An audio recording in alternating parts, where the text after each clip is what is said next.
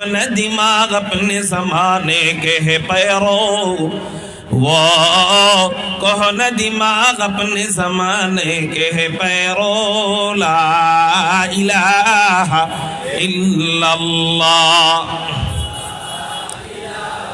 একটু আকাশ পাতাল প্রকম্পিত করে আল্লাহ আল্লাহর নামটা জিকির করে লা ইলাহা ইল্লাল্লাহ, লা ইলাহা ইল্লাল্লাহ, লা ইলাহা ইল্লাল্লাহ, লা ইলাহা ইল্লাল্লাহ, লা ইলাহা ইল্লাল্লাহ, লা ইলাহা ইল্লাল্লাহ, লা ইলাহা ইল্লাল্লাহ, লা ইলাহা ইল্লাল্লাহ, লা ইলাহা ইল্লাল্লাহ। ইকিদানম দরি আলম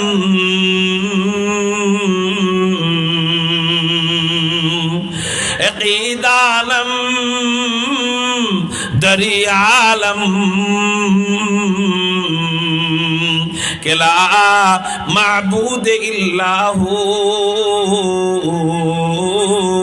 ولا مقصود في الكونين ولا موجود الا هو لا اله الا الله لا اله الا الله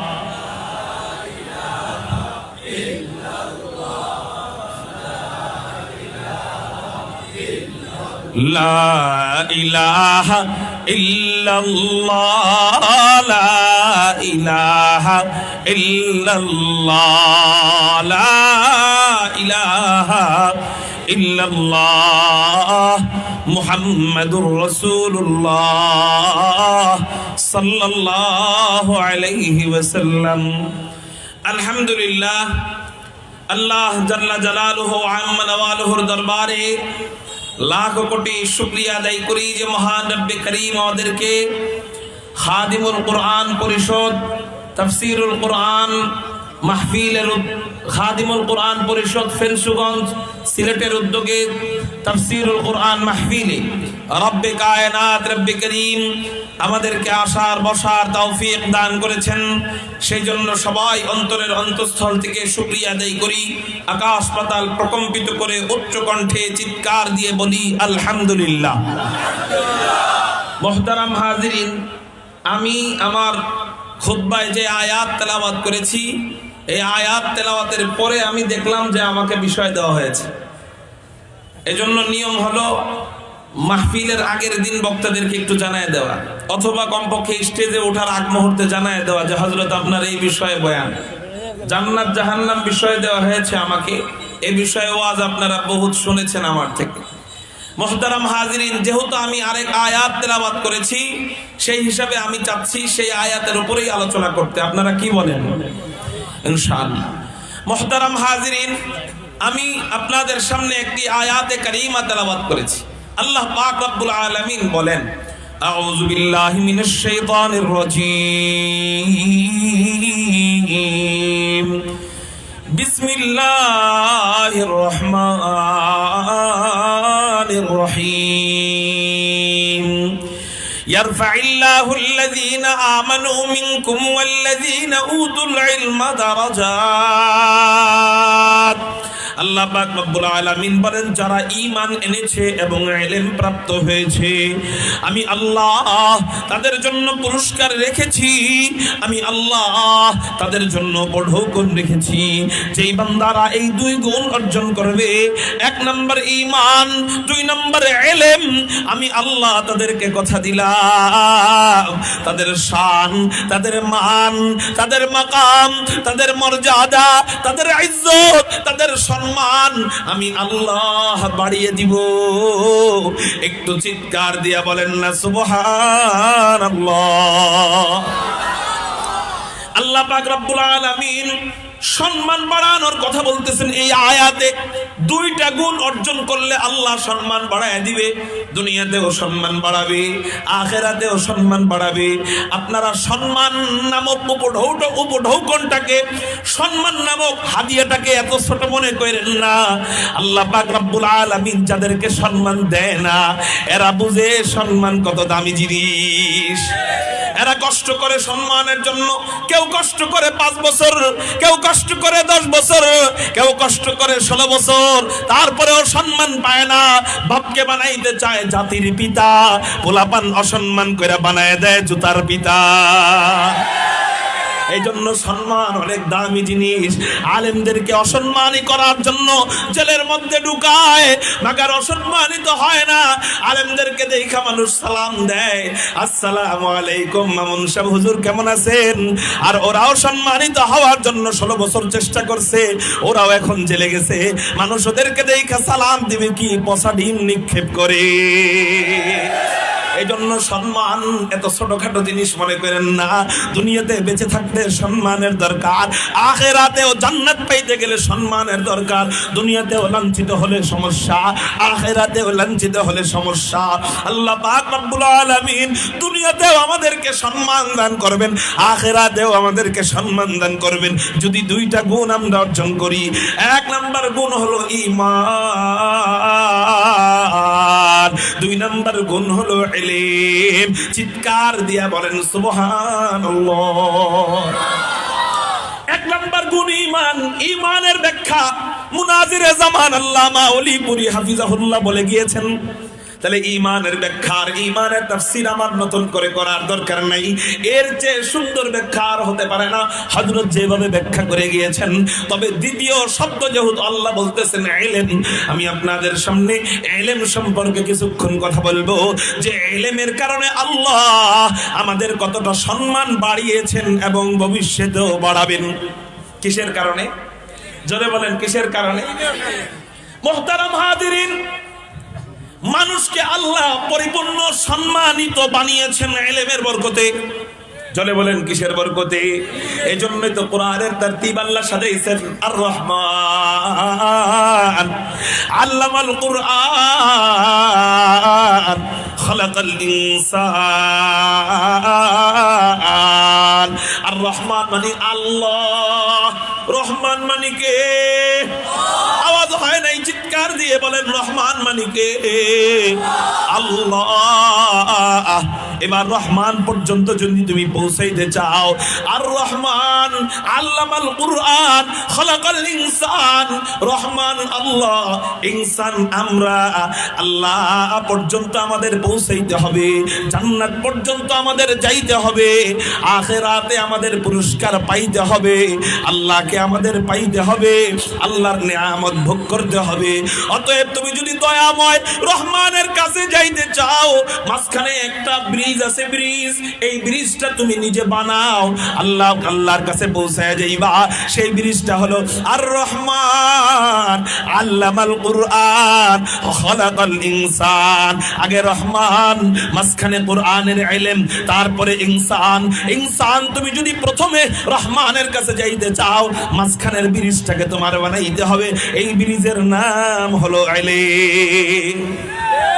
এই ব্রিজের নাম কি বলেন? তার মানে আল্লাহ পর্যন্ত কোন বান্দা যাইতে চাইলে ইলম ছাড়া আল্লাহর কাছে যাওয়ার উপায় নেই, সম্ভব না। আলেম হইতে না পারলেও কি করতে হবে এটা একটু পরে বলবো। আমার আগে হযরত এই হাদিস পাঠ করছে, আলেম হইতে না পারলেও কি করব এটা আমি একটু পরে বলতেছি। তার আগে বলতেছি আল্লাহ ইলমকে আমাদের জন্য এতটা বেশি গুরুত্বপূর্ণ করে দিলেন, ইলম ছাড়া মানুষ পূর্ণাঙ্গ সম্মানের অধিকারী হতে পারে নাই। কি বললাম? আমার সাথে এই বাক্যটা বলেন, ইলম ছাড়া মানুষ পূর্ণাঙ্গ সম্মানের অধিকারী হতে পারে না, হতে পারে নাই, পারে না কি পারে নাই। যেমন মানুষকে বানানোর আগে আল্লাহ পাক রব্বুল আলামিন ধাপে ধাপে আমাদেরকে কিছু সম্মান দান করেছেন। যেমন আপনাকে আমাকে বানান নাই, আপনাকে আমাকে বানানোর আগে আল্লাহ পাক রব্বুল আলামিন 7 আসমান বানাইলেন, আল্লাহ 7 জমিন বানাইলেন, আল্লাহ পাহাড় বানাইলেন, আল্লাহ নদী নালা বানাইলেন, আল্লাহ চন্দ্র সূর্য বানাইলেন, আল্লাহ রাত দিন বানাইলেন, আল্লাহ অক্সিজেন বানাইলেন, আল্লাহ পাক রব্বুল আলামিন বাতাস বানাইলেন, আল্লাহ রাত বানাইলেন, আল্লাহ অন্ধকার বানাইলেন, আল্লাহ আলো বানাইলেন, আমি যা দেখি তা বানাইলেন, যা দেখি না তাও বানাইলেন। আল্লাহ পাক এখনো আমাকে বানান নাই, আমাকে আপনাকে বানানোর আগে আল্লাহ সমস্ত মাখলুক বানাইছেন। চিৎকার দিয়া বলেন দুইটা উদ্দেশ্য সামনে নিয়া, চিৎকার দিয়া বলেন কয়টা উদ্দেশ্য সামনে নিয়া?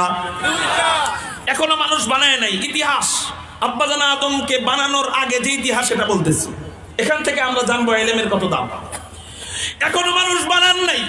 আল্লাহ পাক রব্বুল আলামিন 7 আসমান 7 জমিন নদী নালা পাহাড় পর্বত চন্দ্র সূর্য সব বানাইলেন দুইটা উদ্দেশ্য সামনে নিয়া। 1 নম্বর উদ্দেশ্য হলো ইবাদত করবি আমি আল্লাহ, আর খেদমত করবি আমার বন্ধু আমার বান্দা মানুষের। আল্লাহ এখনো মানুষ বানায় নাই, মানুষ বানানোর আগে সব মাখলুক বানাইলেন। কয় উদ্দেশ্য সামনে নিয়া? 1 নম্বর উদ্দেশ্য ইবাদত করবি আমি আল্লাহ। দলিল ইউসাব্বিহু লিল্লাহি মা ফিস সামাওয়াতি ওয়া মা ফিল আরদ, আসমান এবং জমিনের মাঝখানে যা যা যা যা কিছু আছে সবকিছু আল্লাহ পাকের তাসবিহ জপে। অতএব আল্লাহ যেহেতু বলছেন সব আল্লাহ পাকের তাসবিহ জপে, তার মানে আমি বুঝলেও আল্লাহ পাকের তাসবিহ জপে, আমি না বুঝলেও সবকিছু আল্লাহ পাকের তাসবিহ জপে। ঘোড়া চিহি চিহি করে, বিড়ালে ম্যাও ম্যাও করে, গরুতে হাম্বা হাম্বা করে, কুকুরে গেউ গেউ করে, এটা আমার আপনার কাছে গেউ গেউ, কিন্তু ওরা ওদের ভাষায় আল্লাহ তাসবিহ জপে। সব আল্লাহ পাকের তাসবিহ জপে। আসমান আল্লাহ পাকের তাসবিহ জপে, জমিন আল্লাহ পাকের তাসবিহ জপে, এই চেয়ার আল্লাহ পাকের তাসবিহ জপে, সব আল্লাহ পাকের তাসবিহ জপে। মুহতারাম হাজিরিন, তাহলে আল্লাহ 1 নম্বর উদ্দেশ্য বানাইলেন সবাই ইবাদত করবে আমি আল্লাহর। 2 নম্বর উদ্দেশ্য খেদমত করবে আমার বন্ধু মানুষের। এখনো মানুষ বানাইলেন না, মানুষ বানানোর আগে খাদেম বানায় রাখলেন।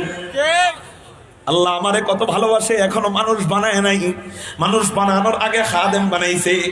দেখবেন মায়ের গর্ভ থেকে যখন সন্তান ভূমিষ্ঠ হয়, সন্তান ভূমিষ্ঠ হওয়ার আগে মা পুরাতন স্বামীর লুঙ্গিগুলো একত্রিত করে, স্বামীর পুরাতন লুঙ্গিগুলো একত্রিত করে, তার পরনের পুরাতন কাপড়গুলো একত্রিত করে।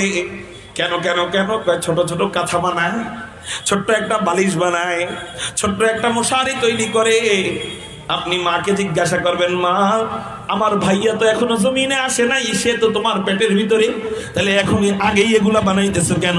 মা মুস্কি হাসবে আর বলবে, বাবা রে তোমার ভাইয়া যে কোনো মুহূর্তে জমিনে আইসা পড়বে, দুনিয়াতে আইসা পড়বে, দুনিয়াতে আসার পর তোমার ভাইয়ার যেন চুল পরিমাণও কষ্ট না হয়, এই জন্য আমি মা তোমার ভাইয়ার জন্য সবকিছু আগেই রেডি করে রাখতেছি। মায়ের চেয়ে কোটি কোটি গুণ বেশি দয়ালু কে? আমি আস্তে কইছি দেখে আপনারাও আস্তে কইতেছেন। মায়ের চেয়ে কোটি কোটি গুণ বেশি দয়ালু কে? আল্লাহ পাক রব্বুল আলামিন আপনাকে আমাকে বানানোর আগে আমার আপনার জন্য কি কি লাগবে সব আল্লাহ বানাইলেন। বানানোর পর এবার আল্লাহ পাক রব্বুল আলামিন এক পরামর্শ সভায় পরামর্শ সভার আয়োজন করলেন। দেখেন, মা সন্তানের জন্য আগেই সব বানায়, সন্তানের সম্মান বাড়ায় না কমায়? আল্লাহ আমার আপনার জন্য সব আগেই বানায়, আমার আপনার সম্মান আল্লাহ কমাইছেন না বাড়াইছেন? তাহলে আমরা 1 নম্বরে সম্মান পেয়ে গেলাম।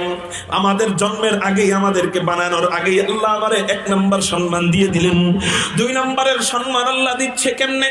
আল্লাহ পাক রব্বুল আলামিন ফেরেশতাদেরকে এক পরামর্শ সভায় ডাক দিলেন।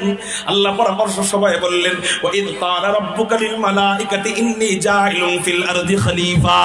ও আমার ফেরেশতারা, আমি জমিনে আমার প্রতিনিধি বানাইতে চাই, তোমরা কি বলো?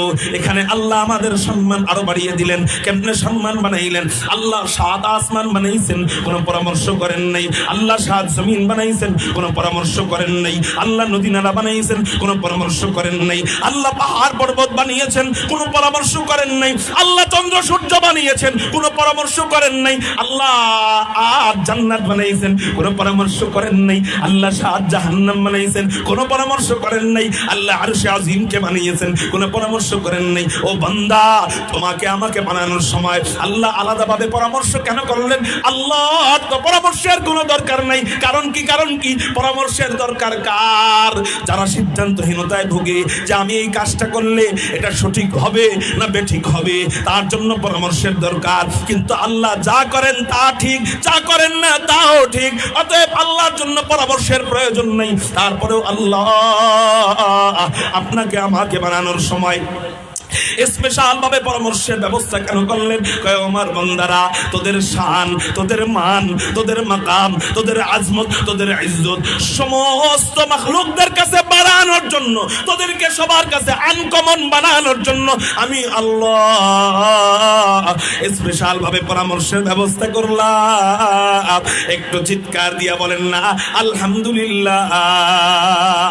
আলহামদুলিল্লাহ কদ্দারা খাইরা ওয়া খাবালা, আলহামদুলিল্লাহ কদ্দারা খাইরা ওয়া খাবালা, ওয়া শুকরু লিমান সাওয়ারা হুসনা ওয়া জামালা, ফারদুন সামাদুন আন সিফাতিল খালকি বারিউন। বড় মুসলমান জোরে বলি আল্লাহু আকবার। ফারদুন সামাদুন আন সিফাতিল খালকি বারিউন, রাব্বুন আযালিয়্যুন খালাকাল খালকা কামালা, রাব্বুন আযালিয়্যুন খালাকাল খালকা কামালা, আল আনা কামা কানা ওয়া লাম ইয়ালকা যাওয়ালা, আল আনা কামা কানা ওয়া লাম ইয়ালকা যাওয়ালা, লা শিবহা ওয়ালা মিছলা ওয়ালা আম্মা ওয়া ক্বালা, লা শিবহা ওয়ালা মিছলা ওয়ালা আম্মা ওয়া ক্বালা। ও দুনিয়ার মানুষরা, ও আদম সন্তানরা, নিজের দাম নিজে জানো না, এই জন্যই তো তোমার মালিক আল্লাহরে চিনো না। নিজের দাম যদি নিজে জানতা, এত সুন্দর দেহকে জাহান্নামের দিকে ঠেইলা দিতা না। আল্লাহ আমাদেরকে সম্মান দিলেন দ্বিতীয় ধাপ। আগে পাইছিলাম একটা, এখন পাইলাম কয়টা? আমাকে আপনাকে বানানোর সময় আল্লাহ পরামর্শ করলেন, সম্মান পেয়ে গেলাম 2 নম্বর। 3 নম্বর সম্মান, আল্লাহ ফেরেশতাদেরকে বললেন ইন্নী জাইলুন ফিল আরদি খলিফা, আমি জমিনে আমার প্রতিনিধি বানাতে চাই, আমি জমিনে আমার প্রতিনিধি পাঠাতে চাই, আমি জমিনে আমার প্রতিনিধি বানাতে যাচ্ছি। আচ্ছা, আল্লাহ তো বলতে পারতেন আমি জমিনে আমার বান্দা বানাবো, আল্লাহ এটা বললেন না। আল্লাহ তো বলতে পারতেন আমি জমিনে আমার স্পেশাল মাখলুক বানাবো, আল্লাহ এটা বললেন না। আল্লাহ তো বলতে পারতেন আমি জমিনে আমার গোলাম বানাবো, আল্লাহ এটাও বললেন না। আল্লাহ বলতে পারতেন আমি জমিনে মানুষ বানাবো, আল্লাহ এটাও বললেন না। আল্লাহ পাক রব্বুল আলামিন বললেন ইন্নী জাইলুন ফিল আরদি খলিফা, আমি জমিনে আমার প্রতিনিধি পাঠাবো। এটা কেন বললেন? এটা বইলা আল্লাহ বুঝায়া দিলেন যে খলিফারা যার প্রতিনিধি হয় সে তার সবচেয়ে কাছের হয়। এখানে আপনারা কোনো একজন আল্লাহওয়ালাকে ডাক দিলেন, দাওয়াত দিলেন, আল্লাহওয়ালা আসতে পারলেন না, সে তার মুরিদ। আল্লাহওয়ালাদের মুরিদ 2 প্রকার, একটা হলো স্বাভাবিক মুরিদ, আর একটা হলো ডাইরেক্ট খলিফা। আল্লাহওয়ালা আসতে পারলেন না, সে তার মুরিদকে পাঠাবে না খলিফাকে পাঠাবে? জোরে বলেন। তার মানে খলিফাকে সে এত বিশ্বাস করে, তার সন্তানদেরও এত বিশ্বাস করে না। খলিফাকে এত বিশ্বাস করে, তার বিবিকেও এত বিশ্বাস করে না। খলিফাকে এত ভালোবাসে যে অন্য কাউকে এত বিশ্বাস করে না। আল্লাহ আমাদের ক্ষেত্রে যে শব্দ চয়ন করলেন, এই শব্দই বোঝা যায় আমরা আল্লাহ পাকের অনেক কাছের বান্দা। এই জন্যই তো মুফাসসিরিনে কেরাম তাফসীরের কিতাবের মধ্যে লেখেন আল্লাহ পাক রব্বুল আলামিন জান্নাতীরা জান্নাতে যাওয়ার সময়, জান্নাতীরা জান্নাতের ভিতরে যখন থাকবে, জান্নাতীদের ভিতরে আল্লাহ জান্নাতীদের জন্য যে অন্তর্মহল রাখছেন, জান্নাতীদের জন্য যে স্পেশাল একটা রুম রাখছেন, জান্নাতীদের যে খাস কামরা রাখছেন, এই খাস কামরার ভিতরে আল্লাহ 4টা দরজা দিয়ে দিবেন। জান্নাতের খাস কামরার ভিতরে কয়টা দরজা থাকবে বলেন? 4টা দরজা থাকবে। একটা দরজা দিয়ে জান্নাতীরা জাহান্নামীদেরকে দেখবে। কেন দেখবে? দুনিয়াতে নামাজ পড়ার কারণে যে সমস্ত বন্ধুরা আমাদেরকে রাগাইছিল, আমাদেরকে চাটাইছিল, আমরা দাড়ি রাখার কারণে যে সমস্ত বন্ধুরা আমাদেরকে বুড়া বইলা চাটাইছিল, আমাদেরকে চাচা বইলা চাটাইছিল, দাড়ি রাখার কারণে আমাদেরকে আনস্মার্ট বইলা চাটাইছিল, নারী প্রেমিকা না থাকার কারণে যে সমস্ত বন্ধুরা আমাদেরকে উপহাস করেছিল, তাদেরকে জান্নাতীরা জান্নাতের একটা দরজা খুললেই দেখতে পারবে, তাদেরকে তখন জান্নাতীরা উপহাস করবে। কেমন লাগবে? জাহান্নামীদের ভালো লাগবে তখন? এই হলো 1 দরজা। 2 নম্বর দরজা আল্লাহ পাক রব্বুল আলামিন 2য় নম্বর দরজা দিয়ে দিবেন। এই দরজা দিয়া ফেরেশতারা জান্নাতের কাছে যাবে, আসবে, অনুমতি নিয়ে ঢুকবে। 3 নম্বর একটা দরজা থাকবে, এই দরজা দিয়ে জান্নাতি হুররা, জান্নাতি বিবিরা জান্নাতের কাছে আসবে, যাবে, অনুমতি নিয়ে ঢুকবে। তাহলে ফেরেশতারা আসবে, অনুমতি নিয়ে ঢুকবে, জান্নাতি হুর বিবিরা আসবে, অনুমতি নিয়ে ঢুকবে। 4 নম্বর একটা দরজা থাকবে, ও বান্দারে তোরা আমার খলিফা, অতএব খলিফাদের জন্য কোনো অনুমতির দরকার নেই। তোর যখন মনে চাইবে আমি আল্লাহকে দেখতে, ওই দরজা খুইলা আমি আল্লাহর কাছে চলে আসবি, মন বইরা দেখবি, তোরে কেউ বাধা দিবে না। नेमत है तू, नेमत है तू, सबसे बेहतर नेमत दीदार तू, सबसे बेहतर नेमत दीदार तू। সবচেয়ে বড় নেয়ামত জান্নাতে আল্লাহ পাকের সাক্ষাৎ। আল্লাহ পাক জান্নাতীদের জন্য দরজা রাখা দিবেন, খোলা রাখা দিবেন। যখন মনে চায় কোনো অনুমতির দরকার নেই, আমার কাছে চলে আসবি, আমাকে মন ভরে দেখবি। নবীজি বলেন আমরা পূর্ণিমার চাঁদ যেমন রাত্রে বেলা দেখি, আমাদের চোখে কোনো কষ্ট হয় না। সূর্য দেখলে তো কষ্ট হয়, পূর্ণিমার চাঁদ দেখলে কোনো কষ্ট হয় না। কারণ জান্নাত থেকে আমরা আল্লাহকে ওইভাবে দেখবো, আমাদের কোনো কষ্ট হবে না। তো খলিফারা কাছে থাকে, আল্লাহ আমাদেরকে জান্নাতে এত কাছে রাখবে যে কোনো অনুমতির দরকার নেই। সুবহানাল্লাহ বলে। মুহতারাম হাজিরিন, তাহলে আল্লাহ আমাদেরকে আগে সম্মান দিয়েছিল কয়টা? এখন পায় খলিফা বইলা আমরা সম্মান পেয়ে গেলাম কয়টা? 3টা। এবার ফেরেশতারা জবাব দেয়, আল্লাহ পরামর্শ জিজ্ঞাসা করছে যে আমি খলিফা বানাবো, তোমরা কি বলো? ফেরেশতারা আমাদের বিরুদ্ধে কয়, কি কয়? ক্বালু আতাজালু ফিহা মান ইউফসিদু ফিহা ওয়া ইয়াসফিকুদ দিমা ওয়া নাহনু নুসাব্বিহু বিহামদিকা ওয়া নুকদ্দিসু লাক। আল্লাহ আপনি কি জমিনে তাদেরকে বানাবেন যারা জমিনে ফিতনা ফাসাদ করবে, যারা জমিনে রক্তপাত করবে? আচ্ছা, ফেরেশতারা সত্য বলছে না মিথ্যা বলছে? সত্য। যারা জমিনে ফিতনা ফাসাদ করবে, যারা জমিনে রক্তপাত করবে, আল্লাহ আপনি কি জমিনে তাদেরকে বানাবেন? ওয়া নাহনু নুসাব্বিহু, আমরাই তো তাসবিহ জপি, বিহামদিকা ওয়া নুকদ্দিসু লাক, আমরাই তো হামদ গাই, আমরাই তো আপনার পবিত্রতা বর্ণনা করি। আল্লাহ শুধুই যদি ইবাদতের জন্য দরকার হয় তাহলে আমরাই তো আছি, আল্লাহ মানুষ বানানোর কি দরকার? এদেরকে বানায়ও না। আল্লাহ পাক রব্বুল আলামিন এবার সিদ্ধান্ত দেয়, এই ফেরেশতারা পরামর্শ জিজ্ঞাসা করার, পরামর্শ দেওয়ার অধিকার আমি আল্লাহ তোদেরকে দিছি, মতামত দেওয়ার অধিকার তোদেরকে দিছি। এবার মতামত দিছস, এবার খামোশ হয়ে যা। রায় দেনেওয়ালা আমি আল্লাহ, আমি আল্লাহ রায় দিচ্ছি। ক্বালা ইন্নী আ'লামু মা লা তা'লামুন। আল্লাহ পাক রব্বুল আলামিন বলেন আমি আল্লাহ যেটা জানি এটা তোরা জানিস না। এর মানে হলো আমি আল্লাহ যেটা অনুধাবন করি এটা তোরা অনুধাবন করস না। এখানে এমন কি আছে যেটা আল্লাহ অনুধাবন করলেন, ফেরেশতারা অনুধাবন করলেন না? ফেরেশতাদের কথা তো সত্য, আমরা গুনাহ করব এটাও সত্য, আমরা রক্তপাত করি এটাও সত্য, আমরা ফিতনা ফাসাদ করি এটাও সত্য, ফেরেশতারা তাসবিহ জপে এটাও সত্য। তাই আল্লাহ যদি সে ইবাদতের জন্যই বানায়, ফেরেশতাদের যুক্তি তো ঠিক আছে। আর আল্লাহ আরেক আয়াতে বলছে ওয়ামা খালাকতুল জিন্না ওয়াল ইনসা ইল্লা লিয়াবুদুন, আমি মানুষ জাতিকে শুধু ইবাদতের জন্য বানাইতেছি, শুধুমাত্র ইবাদতের জন্য বানাইলাম। তো ফেরেশতাদের কথা তো সত্য যে আল্লাহ ইবাদতের জন্যই তো যদি হয় আমরাই তো আছি, ওরা তো ফিতনা ফাসাদ করবে, এদেরকে বানানোর কি দরকার? আল্লাহ এখানে বললেন আমি যেটা জানি তোরা জানোস না। তাহলে এখানে এমন কি আছে, এমন কি গোপন রহস্য আছে যেটা আল্লাহ জানে ফেরেশতারা জানে না? কথা তো সত্য ফেরেশতাদের, তাহলে এখানে এমন কি বিষয় আছে? বিষয় অনেক আছে, এর মধ্যে একটা বিষয় মুফাসসিরিনে কেরাম তাফসীরের মধ্যে বলেন ফেরেশতাদের ইবাদত আল্লাহর কাছে ভালো লাগে, ঠিক আছে, কিন্তু ফেরেশতাদের ভিতরে আল্লাহ গুনাহের যোগ্যতা দেয় নাই। তো যার ভিতরে গুনাহের যোগ্যতা নাই সে কি করবে? সবাই বলেন। যার ভিতরে গুনাহের যোগ্যতা নাই এরা ধমকাইলেও ইবাদত করবে, আদেশ দিলেও ইবাদত করবে, আদেশ না দিলেও ইবাদত করবে। আর মানুষ জাতির ভিতরে আল্লাহ গুনাহের যোগ্যতাও দিবেন, ইবাদতের যোগ্যতাও দিবেন, বরং আকর্ষণ দিবেন গুনাহের দিকে। মানে ইবাদতের তুলনায় আকর্ষণ কিসের উপরে বেশি?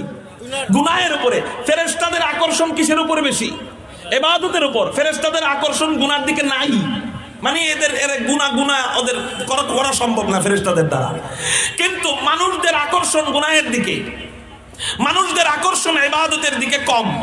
এবার ও ফেরেশতারা তোমাদের আকর্ষণ ইবাদতের দিকে, তোমাদের ইবাদত দেখে আমি আল্লাহ মজা পাই, তো আকর্ষণ আছে এই জন্য ইবাদত করো। কিন্তু মানুষ আমি বানাবো, এদেরকে গুনাহের আকর্ষণ দিয়ে বানাবো, ইবাদতের যোগ্যতাও দিব, গুনাহের যোগ্যতাও দিব, গুনাহের আকর্ষণ দিব। অতএব এরপরেও আমার যেই বান্দা গুনাহকে লাথি দিয়া ইবাদত করবে, সেই বান্দার ইবাদত দেখা তোমাদের ইবাদত দেখার চেয়ে হাজার কোটি গুণ বেশি মজা পাবো। যার গুনাহের যোগ্যতা নাই তার ইবাদত বেশি প্রিয় আল্লাহর কাছে, না যার গুনাহের আকর্ষণ যোগ্যতা আছে তার ইবাদত আল্লাহর কাছে বেশি প্রিয়?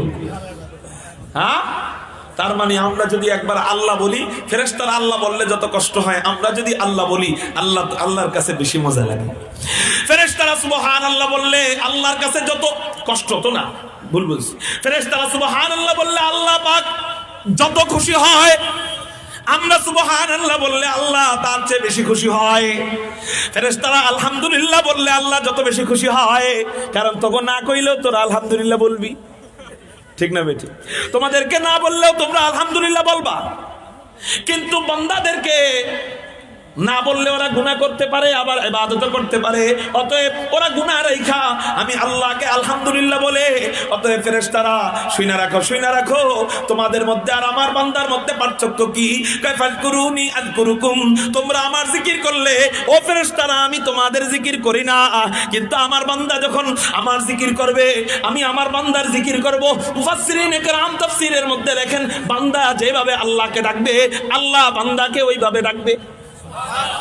বান্দা যদি বলে সুবহানাল্লাহ সুবহানাল্লাহ সুবহানাল্লাহ সুবহানাল্লাহ, আল্লাহ পাক আল্লাহ পাক আল্লাহ, বলেন না একটু, আল্লাহ পাক আল্লাহ পাক আল্লাহ পাক আল্লাহ পাক, আল্লাহ বলে বান্দা তুইও পাক, বান্দা তুইও পাক, বান্দা তুইও পাক, বান্দা তুইও পাক, সুবহানাল্লাহ।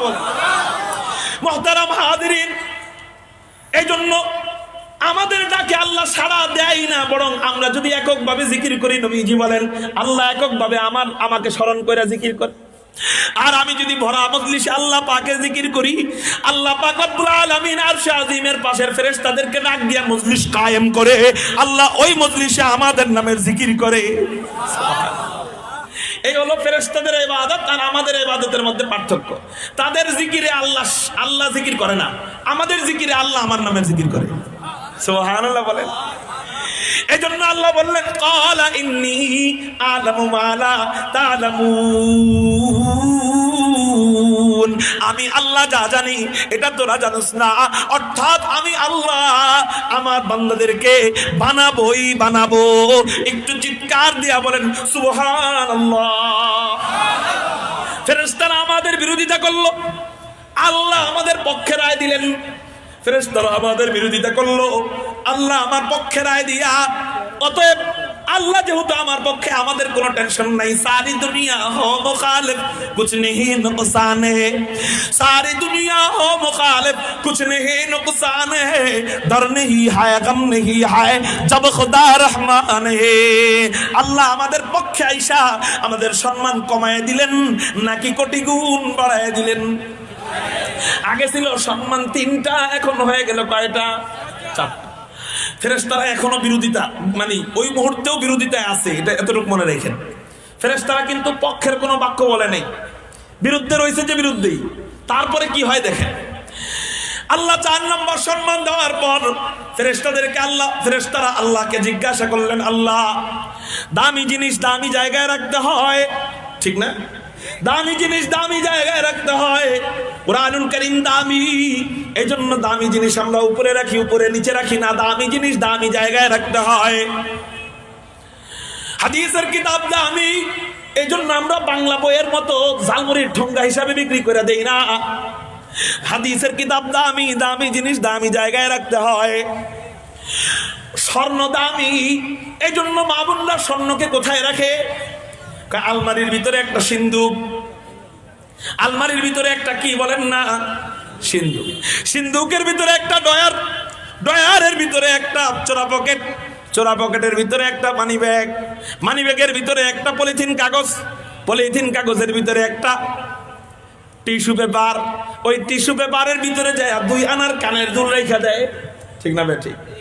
দামি জিনিস দামি জায়গায় রাখতে হয়। আল্লাহ আপনার এই বান্দারা তো অনেক দামি হইতেছে, আপনার এই বান্দারা অনেক দামি, তো দামি বান্দাদেরকে তো নিশ্চয়ই দামি জায়গায় রাখবেন। আল্লাহ আমরা জানতে চাই আপনার এই বান্দাদেরকে আপনি কোন জায়গাটায় রাখবেন? সুবহানাল্লাহ। আপনাদের মনোযোগটা কি আমার দিকে আসেনি? একটা আমার ওয়াজ এটা অঙ্কের মতো, একটা পয়েন্ট ছুটে গেলে বুঝবেন না। ফেরেশতারা বলতেছেন আল্লাহ আপনার এই বান্দারা দামি, তো দামি বান্দাদেরকে তো দামি জায়গায় রাখতে হবে। আল্লাহ আপনি বান্দাদেরকে রাখবেন কোন জায়গা?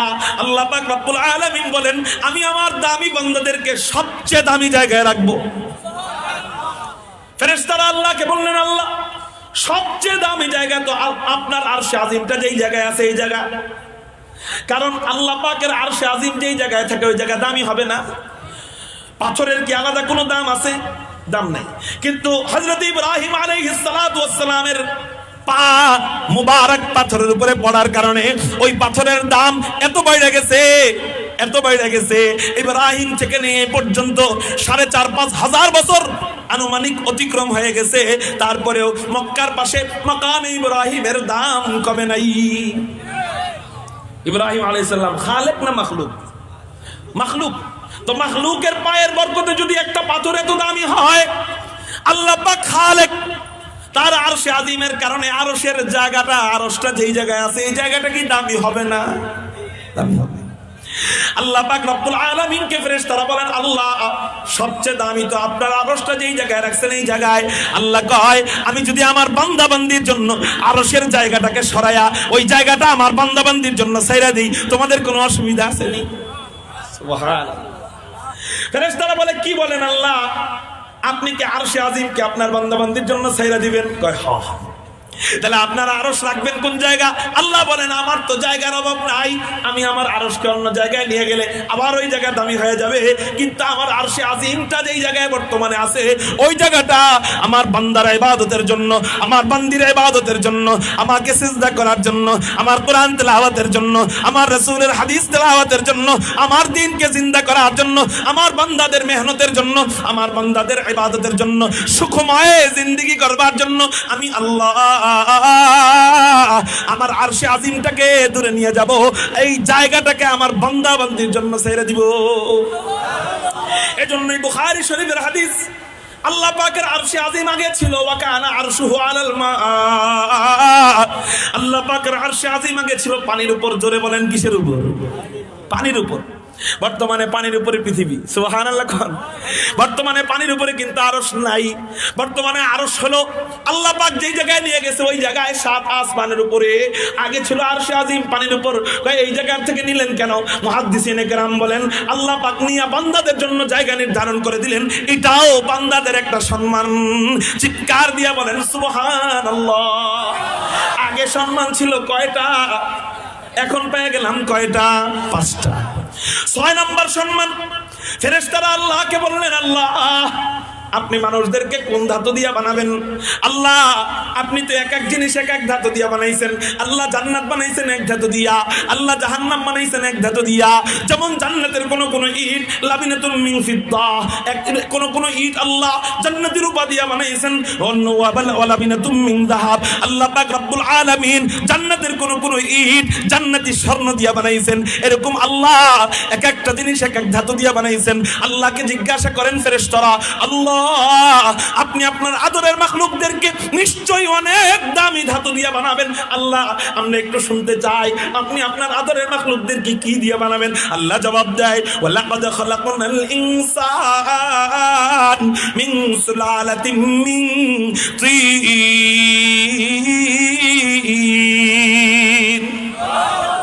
আমি আমার বান্দাদেরকে মাটির সারাংশ দিয়া বানাইলাম। আল্লাহ স্বর্ণ দিয়া বানাইলেন না, আল্লাহ রূপা দিয়া বানাইলেন না, আল্লাহ হীরা দিয়া বানাইলেন না, আল্লাহ মাটি দিয়া বানাইলেন। আরে এতক্ষণ পর্যন্ত সম্মান 5টা বুঝলাম, কিন্তু হুজুর 6 নম্বরের সম্মানটা বুঝলাম না কেন? আল্লাহ যদি আমাদেরকে হীরা দিয়া বানাইতেন বুস্তামনের সম্মান বাড়ায় দিছে।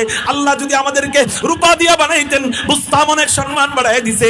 আল্লাহ যদি আমাদেরকে মণিমুক্তা দিয়া বানাইতেন বুস্তামনের সম্মান বাড়ায় দিছে।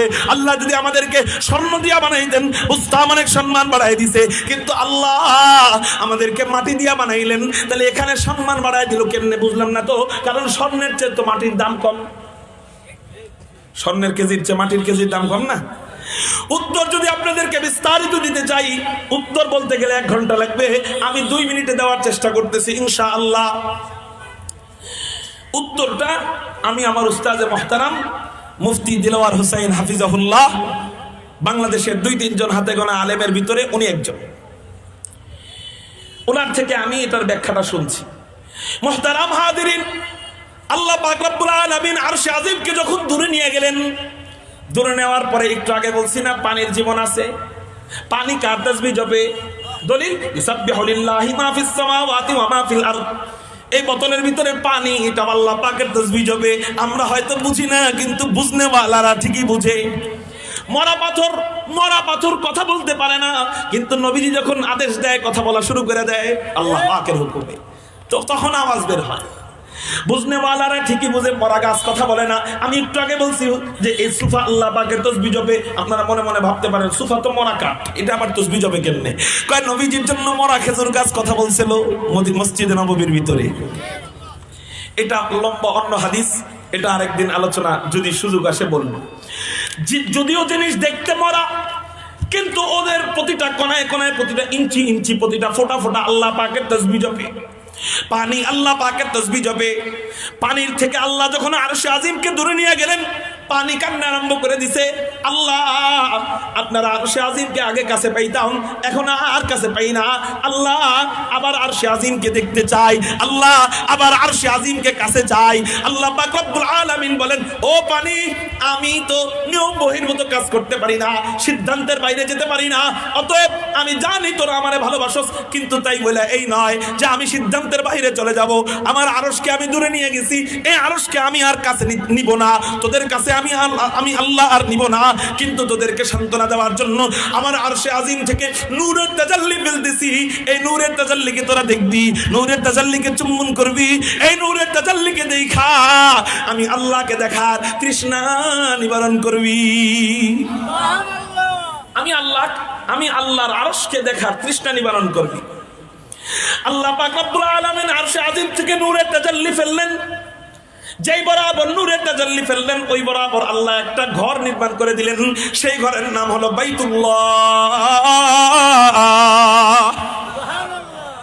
মুহতারাম হাজিরিন, ওই নূরের তাজাল্লি আল্লাহ ফেলার পর চতুর্দিক থেকে পানি নূরের তাজাল্লিকে দেখতে আসা আরম্ভ করলো। নূরের তাজাল্লি কেমন এটা আমি জানি না, কেমন এটা জান্নাতে গেলে দেখে নিয়ে। এই নূরের তাজাল্লিকে দেখতে আসে, নূরের তাজাল্লিকে চুমু খায়। পানি দেখতে আসার পর পানির জায়গায় চলে যায়। পানির সাথে 2টা জিনিস আসে, একটা হলো পানি আর একটা হলো পানির ফেনা। কি বলেন তো, চলার ক্ষেত্রে দ্রুত গতিতে চলে বেশি কে, ফেনা না পানি? পানি। জোরে বলেন কি? আপনি বালতির মধ্যে ফেনা ওই হুলের গুঁড়া গুলাইন, ফালাইবেন, আগে পড়বো কি? পানি, তারপরে ফেনা আস্তে আস্তে যাবে। ফেনার কাজ হলো জমাটবদ্ধ থাকা, পানির কাজ হলো চলে যাওয়া। এই পানি যখন আল্লাহ পাকের আরশে আজিমকে দেখে দেখে চলে যায়, চতুর্দিক থেকে ফেনা আর যায় না, ফেনা জমতে আরম্ভ করে। বিশাল বিস্তৃত এলাকা নিয়ে ফেনাগুলো যখন জমা যায়, আল্লাহ পাক বলে বাস হয়ে গেছে, আমার চাহিদা মতো ফেনাগুলো জমে গেছে। এবার আল্লাহ পাকের আদেশে এই পানিকে আল্লাহ আদেশ করে, এই পানি এবার সব পানিরা শুনে নে, সব দিক থেকে একতালে একযোগে 1 কিলোমিটার গতিতে এই ফেনাকে চাপ দিবি। এক দিক থেকে বেশি দিবি, আরেক দিক থেকে কম দিবি, তাইলে ফেনাটা ডিমের মতো হয়ে যাইতে পারে, এমন নয়। সকলে মিলে একত্রে একতালে চাপ দিবি, যাতে করে মাঝখানের ফেনাটা গোলাকার বস্তু হইতে পারে। আল্লাহ পাকের আদেশে পানি একতালে একযোগে এমন চাপ দেয় যে গোলাকার ওই ফেনাটা একটা গোলাকার জমাট বস্তুতে পরিণত হয়ে যায়। ওই জমাট বস্তুর নামই হলো জমিন। জমাট বস্তুর নাম কি? এই মাটি। এই মাটির উপরের চামড়াকে বলা হয় আদিম। উপরের চামড়া দিয়ে আল্লাহ পাক রব্বুল আলামিন আব্বাজান আদমকে বানাইলেন। এবার আপনার প্রশ্নে চলে যাই। প্রশ্ন হলো, মানুষদেরকে যেহেতু এত দামি বানাইছেন, তাহলে হীরা দিয়া বানাইলেই তো পারতেন। উত্তর, হীরা আল্লাহ পাকের নূরের তাজাল্লির সাথে ঘষা খাওয়ার পরে তৈরি হয় নাই। রূপা আল্লাহর নূরের তাজাল্লির সাথে ঘষা খাওয়ার পরে তৈরি হয় নাই। জওহরাত আল্লাহর নূরের তাজাল্লির সাথে ঘষা খাওয়ার পরে তৈরি হয় নাই। রূপা আল্লাহর নূরের তাজাল্লিকে চুম্বন করার পরে তৈরি হয় নাই। মাটি আল্লাহর নূরের তাজাল্লিকে দেখতে আসার পর ঘষা খাওয়ার পর বাড়ি খাওয়ার পরে তৈরি হয়েছে। এই জন্য আল্লাহর কাছে স্বর্ণের চেয়ে মাটির দাম বেশি, হীরার চেয়েও মাটির দাম বেশি, রূপার চেয়েও মাটির দাম বেশি। আকাশ পাতাল প্রকম্পিত করে চিৎকার দিয়ে বলি না আল্লাহু আকবার। স্বর্ণের চেয়েও মাটির দাম আল্লাহর কাছে কি কেন দাম বেশি বুঝলেন তো? এবার বুঝলেন তো? বুঝেন নাই কারা কারা আল্লাহু আকবার বলে হাত উঠান।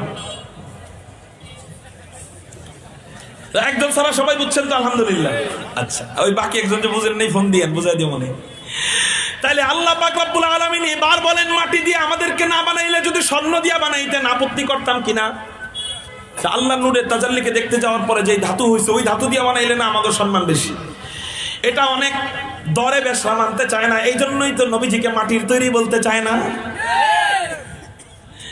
মাটি ওয়ালাকাদ কাররামনা বানি আদম, আল্লাহ বলছেন আমি মাটির সন্তানকে সম্মানিত বানাইলাম, আর ওরা মাটির সন্তান সম্মানিত এটা মানতে চায় না। আল্লাহ আমাদেরকে বুঝার তৌফিক দান করুক, বলি আমিন। তাহলে আগে সম্মান ছিল কয়টা, এখন হয়ে গেল কয়টা? 7 8 সংক্ষেপে বলতেছি, খেয়াল করেন। 7 নম্বর সম্মান, ও আল্লাহ আপনি মানুষদেরকে বানাইবেন মাটি দিয়ে, ঠিক আছে, কিন্তু আপনি কোন মহিলা বানাইবেন নাকি? কারণ আল্লাহ পাক রব্বুল আলামিন ইখতিলাফ আছে এটা নিয়ে। কেউ বলেন আল্লাহ পাক শুধু মানুষকে কোন ছাড়া বানাইছেন, আবার কেউ কেউ বলেন আল্লাহ 4টা জিনিস কোন ছাড়া বানাইছেন, এর মধ্যে মানুষ একটা। আল্লাহ নিজের কুদরতি হাত দিয়ে 4টা জিনিস বানাইছেন, এর মধ্যে মানুষ একটা। মুহতারাম হাজিরিন, তো ফেরেশতারা বলেন আল্লাহ আপনি মানুষদেরকে কি কোন বইলা বানাইবেন? ওয়া ইযা আরাদা শাইআন আইয়াকুলা লাহু কুন ফায়াকুন। আল্লাহ আপনি জাহান্নাম বানাইলেন কোন দিয়া, আপনি জান্নাত বানাইলেন কোন বইলা, আপনি জমিন বানাইলেন কোন বইলা, আপনি পাহাড় পর্বত বানাইলেন কোন বইলা, আল্লাহ নদী নালা বানাইলেন কোন বইলা, আল্লাহ চন্দ্র সূর্য বানাইলেন কোন বইলা, আল্লাহ রাত বানাইলেন কোন বইলা, আল্লাহ দিন বানাইলেন কোন বইলা, আপনি আপনার এই আদরের বান্দাদেরকে কোন বইলা বানাবেন কিনা? আল্লাহ বলেন না না না, খালাকতু বিয়াদাইয়া, আমি আমার আদরের বান্দাদেরকে কোন বইলা বানাবো না, আমার কুদরতি হাত দিয়া আদর কইরা কইরা আমার প্রেম আর ভালোবাসা দিয়া বানাবো। সম্মান আগে ছিল কয়টা? 6টা, এখন হইল কয়টা? 8 নম্বর সম্মান, আল্লাহ পাক রব্বুল আলামিন নিজের কুদরতি হাত দিয়ে এই গালটারে বানাইছে, আর এই গালের মধ্যে প্রতি সপ্তাহে চাষা দেও না, ধরা খাইবা। আল্লাহ কুদরতি হাত দিয়া নাকটারে ধইরা আদর কইরা বানাইয়া, ঠোঁটটারে ধইরা আদর কইরা বানাইয়া, কপালটারে ধইরা আদর কইরা বানাইয়া, গালটারে ধইরা আদর কইরা বানাইয়া, চুটনিটারে ধইরা আদর কইরা বানাইয়া, কানটারে ধইরা আদর কইরা বানাইয়া আল্লাহ পৃথিবীবাসীকে চ্যালেঞ্জ করে ঘোষণা দিলেন কসম কসম কসম কসম ওয়াত-তিন ওয়াজ-যাইতুন ওয়া তুরি সিনিন ওয়া হাদাল বালাদিল আমিন লাকাদ খালাকনাল ইনসানা ফি আহসানি তাকওয়িম। আল্লাহ পাক রব্বুল আলামিন কসম কাইটা বললেন, 4টা জিনিসের কসম কাইটা। আল্লাহ তাকিদ বাড়ানোর জন্য আরো 2টা তাকিদ ব্যবহার করে, লাম লিত তাকিদ কদ লিত তাকিদ, লাকাদ খালাকনাল ইনসান ফি আহসানি তাকওয়িম। অবশ্যই অবশ্যই অবশ্যই আমি মানুষদেরকে সবচেয়ে সুন্দর করে বানাইলাম। একটু চিৎকার দিয়া বলেন না সুবহানাল্লাহ। তাহলে আল্লাহ আমাদেরকে সবচেয়ে সুন্দর করে বানাইছেন। এই কথা বইলা সম্মান আগে ছিল 7টা, এখন পেয়ে গেলাম কয়টা? আচ্ছা জোরে চিৎকার দিয়া বলেন সম্মান পাইলাম কয়টা?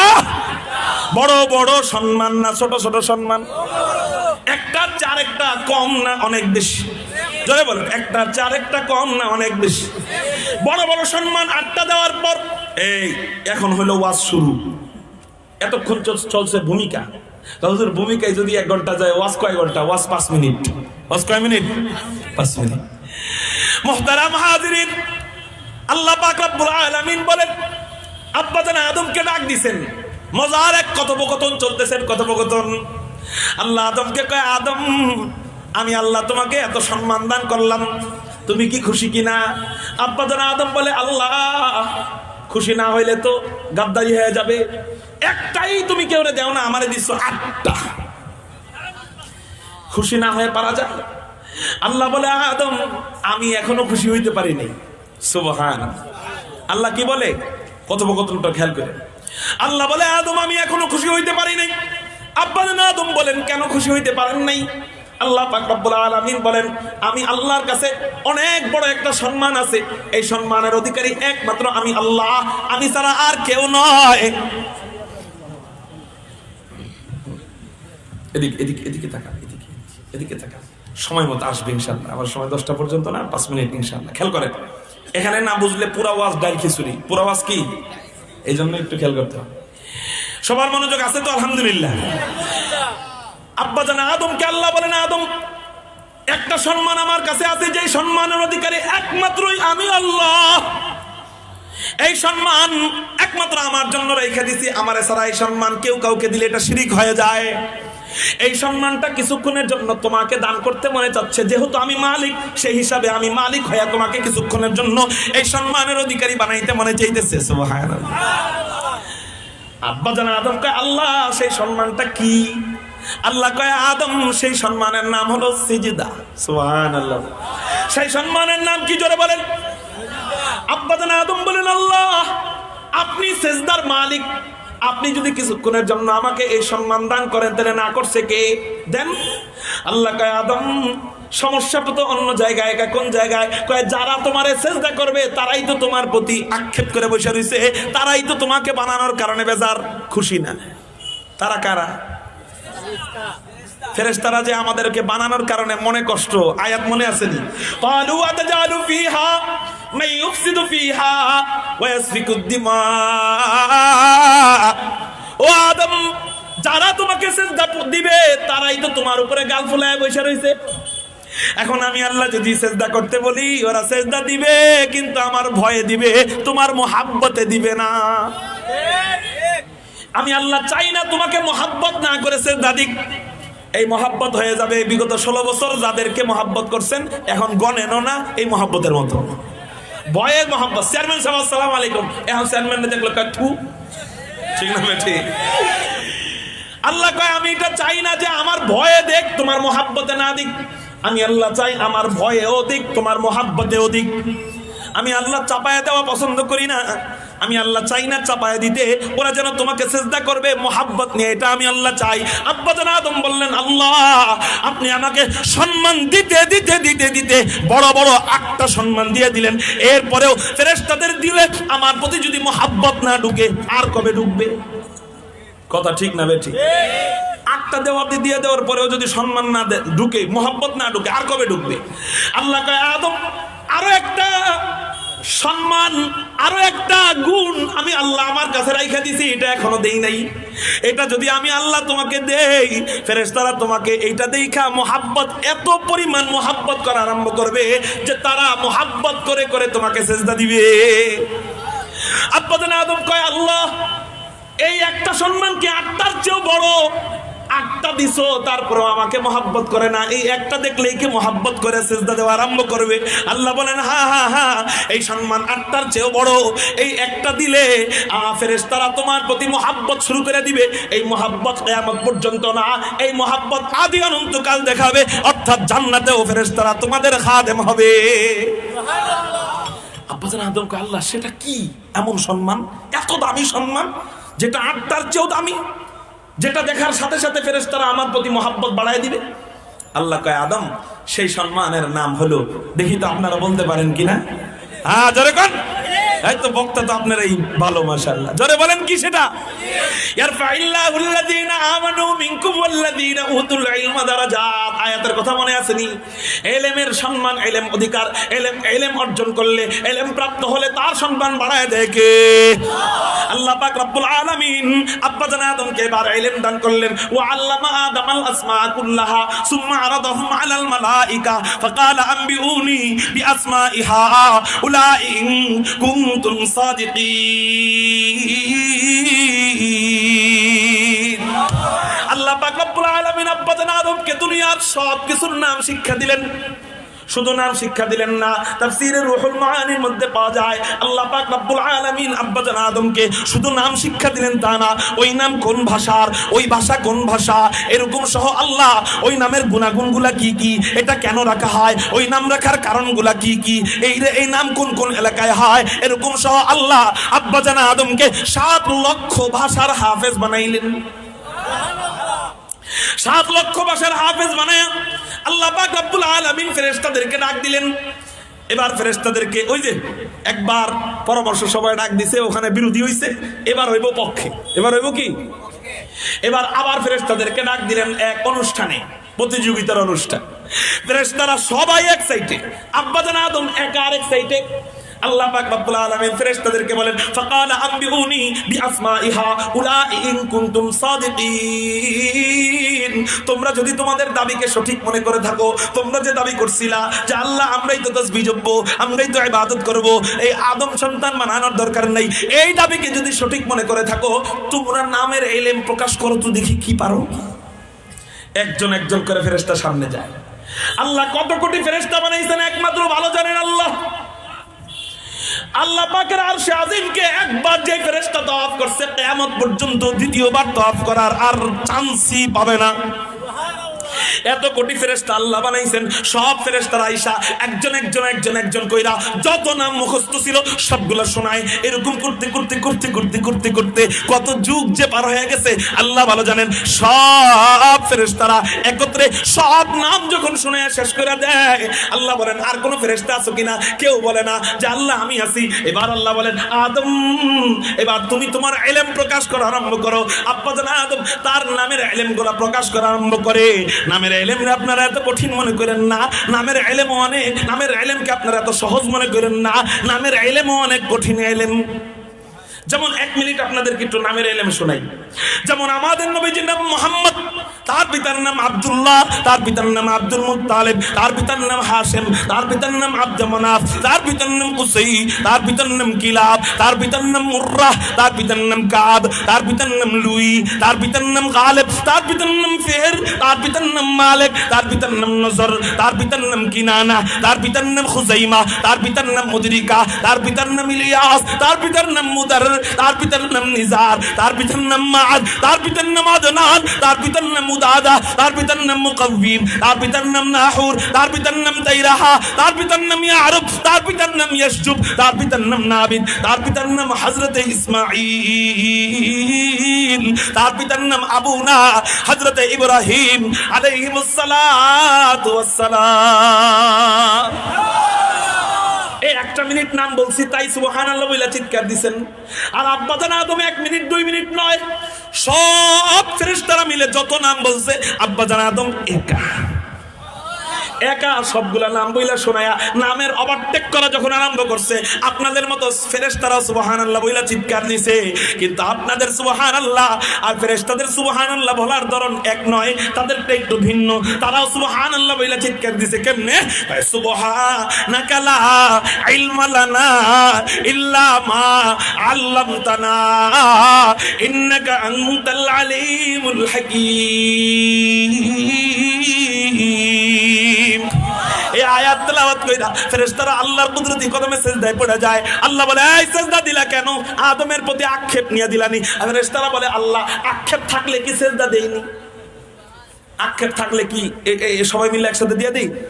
আক্ষেপ নাই, মোহাব্বত ঢুকে গেছে, এজন্য তোমার সিজদা দিতেছি সুপ্রিয়তা। আল্লাহ বলে তাহলে তার প্রতি মোহাব্বত ঢুকছে, একটা প্রমাণ দেওয়া দরকার না? কয় আল্লাহ কেমনে দিব প্রমাণ? আল্লাহ কয় মাথা উঠাও, এই মুহূর্তে আমাকে সিজদা দিবা না, আমি আল্লাহ সিজদার মালিক হয়ে আদেশ দিচ্ছি, এই মুহূর্তে তোমরা আলেম আদমকে সিজদা দাও। একটু চিৎকার দিয়া বলেন সুবহানাল্লাহ। পুরা ইতিহাস থেকে আমরা জানতে পারলাম আল্লাহ মানুষদেরকে সিজদার অধিকারী বানায় না, পরিপূর্ণ সম্মান দান করে না, পরিপূর্ণ যোগ্য করে তোলেন না যতক্ষণ ইলম না দান করেন। ঠিক না? 2 নাম্বার, যতক্ষণ ইলম না দান করেন ততক্ষণ পর্যন্ত ফেরেশতাদের দিলের ভিতরেও মানুষের প্রতি মোহাব্বত ঢুকে। 3 নাম্বার, আল্লাহ বড় বড় 8টা সম্মান দিলেন, তারপরেও ফেরেশতারা মহব্বত করতে পারে না, এই একটা দিকেই মহব্বত শুরু করে দিছে। তাহলে বুঝেন না ইলম কত দামি। এবার বলেন, যেই ইলমকে আল্লাহ এত দামি বানিয়েছেন সেই আল্লাহ এখন নাই? যদি থাকে, আমি যদি আমার একটা সন্তানকে আলেম বানাই, আমার একটা সন্তানকে হাফেজ বানাই, আমার একটা সন্তানকে মাদ্রাসায় দিয়ে দিই, ওই মালিক এখনো এবং ভবিষ্যতেও সেই সম্মান দিতে পারবে কি পারবে না? সেই সম্মান কি? অনেক সম্মানিত আলেমকে দিবে। একটা সম্মানের কথা বলে আমার বয়ান শেষ। একটা সম্মান, সেটা হলো বাচ্চাকে যদি আলেম বানাই, নবীজি বলেন তিরমিজি শরীফের হাদিস, ইউশাফাউ ইয়াউমাল কিয়ামাতি সালাতাতুন আল আমবিয়া সুম্মাল উলামা সুম্মা শুহাদা। আপনি যদি দেখতেন আপনার সন্তান প্রেসিডেন্টদের সাথে দাঁড়ায় দাঁড়ায় ভাষণ দিতেছে, কাদের সাথে দাঁড়ায়? প্রেসিডেন্টদের সাথে দাঁড়ায় দাঁড়ায় ভাষণ দিতেছে, আপনার কেমন লাগতো? হাসরের ময়দানে আল্লাহর সামনে দুনিয়ার যত প্রেসিডেন্ট ছিল, দুনিয়ার যত নবী ছিল, ওই নবীদের কাতারে আলেমরা দাঁড়ায়, নবীজি বলেন ওই আলেমরা আল্লাহর কাছে সুপারিশের অনুমতি পাবে। ইউশাফাউ ইয়াউমাল কিয়ামাতি সালাতাতুন, তিন প্রকার ব্যক্তিকে আল্লাহ সুপারিশের অনুমতি দিবেন। এক নাম্বার আল আম্বিয়া, নবীদেরকে। দুই নাম্বার সুম্মাল উলামা, উলামায়ে কেরামদেরকে। তিন নাম্বার সুম্মা শুহাদা, শহীদদেরকে। তাহলে বলেন, আপনার একজন সন্তান যদি আলেম বানান, হাসরের ময়দানে আপনি জাহান্নামী হওয়ার পরেও আপনি যখন তাকায় দেখবেন ওই যে মুহাম্মদুর রাসূলুল্লাহ সাল্লাল্লাহু আলাইহি সাল্লাম সুপারিশ করতেছে, তার পাশে দাঁড়ায় আমার আলেম সন্তান আব্দুর রহমান সুপারিশ করতেছে, আপনার কাছে কেমন ভালো লাগবে বলেন? এজন্য ভাই, আমরা কারা কারা ওয়াদা দিতে পারি ইনশাআল্লাহ আমাদের সন্তানদেরকে আমরা মাদ্রাসায় দিয়ে দিব, হক্কানি আলেম বানাবো। পাশেই তো আছে আলহামদুলিল্লাহ আল্লাহ ওয়ালাদের বাগান, রেঙ্গা মাদ্রাসা, এছাড়াও আরো যত মাদ্রাসা আছে আমাদের এই মাদ্রাসা সবগুলা, আমরা যে মাদ্রাসা ভালো লাগে ওই মাদ্রাসায় আমার সন্তানকে দিয়ে দিব। পাক্কা ওয়াদা যারা দিব তারা হাত উঠাবো, ওয়াদা যারা দিব না হাত উঠাবো না। আল্লাহু আকবার বলে দুই হাত আল্লাহরে দেখাই। পাক্কা ওয়াদা ইনশাআল্লাহ। আল্লাহ তুমি কবুল করো, বলি আমিন। ওয়া আখির দাওয়ানা আলহামদুলিল্লাহি রাব্বিল আলামিন। আসসালামু আলাইকুম ওয়া রাহমাতুল্লাহি ওয়া বারাকাতুহু।